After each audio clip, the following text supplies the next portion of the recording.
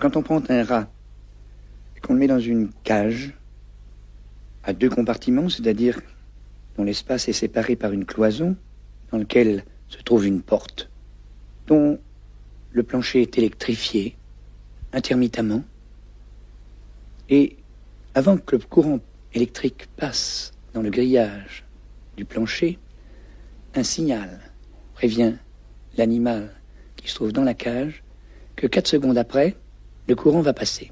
Cela signifie qu'à 21h, chacun devra être chez soi et que, sauf exception, tous les lieux recevant du public seront fermés. Mais il ne sait pas au départ. Il s'en aperçoit vite. Au début, il est inquiet. Mais très rapidement, il s'aperçoit qu'il y a une porte ouverte et il passe dans la pièce à côté. La même chose va se reproduire quelques secondes après. Mais il apprendra aussi très vite qu'il peut éviter la punition du petit choc électrique dans les pattes en passant dans le compartiment de la cage où il était au début.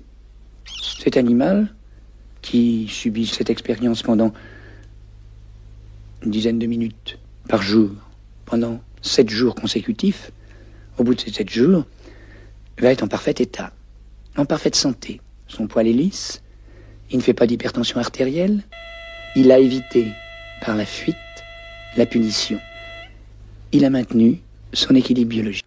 Comme pendant le confinement, certains des... Ce qui est facile pour un rat en cage est beaucoup plus difficile pour un homme en société. Bonsoir à tous. Permettez-moi tout d'abord de vous présenter mes excuses pour cette perturbation. Sylvie, viens voir, il y a quelqu'un qui crie dehors. Étant donné la situation actuelle, j'ai cru bon de vous poser une question importante. Vous ne pensez pas que quelque chose va très mal dans ce pays? Injustice, intolérance, oppression, inégalité, manipulation, répression. Comment en est-on arrivé là? À qui la faute? L'État nous ment, la Commission européenne nous ment, les médias nous mentent, alors au nom de la liberté et pour l'avenir de nos enfants, réveillez-vous s'il vous plaît. Après avoir consulté les scientifiques, dialogué avec les forces politiques, économiques et sociales, j'ai décidé qu'il fallait retrouver, à partir de vendredi, le confinement qui a stoppé le virus.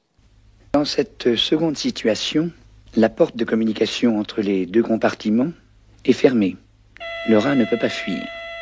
Il va donc être soumis à la punition à laquelle il ne peut pas échapper. Cette punition va provoquer chez lui un comportement d'inhibition. Il apprend que toute action est inefficace, qu'il ne peut ni fuir ni lutter.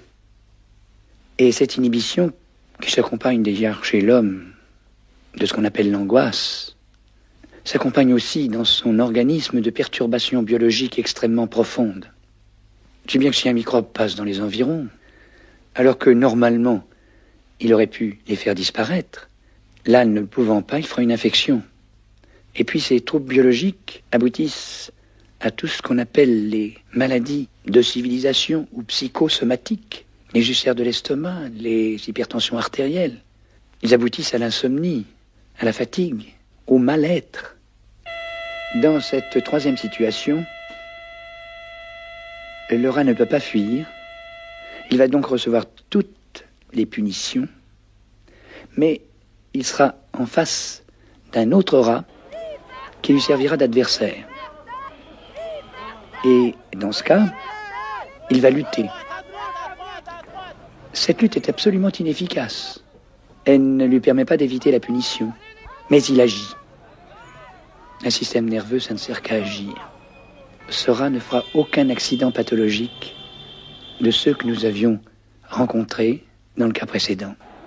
Or, chez l'homme, les lois sociales interdisent généralement cette violence défensive.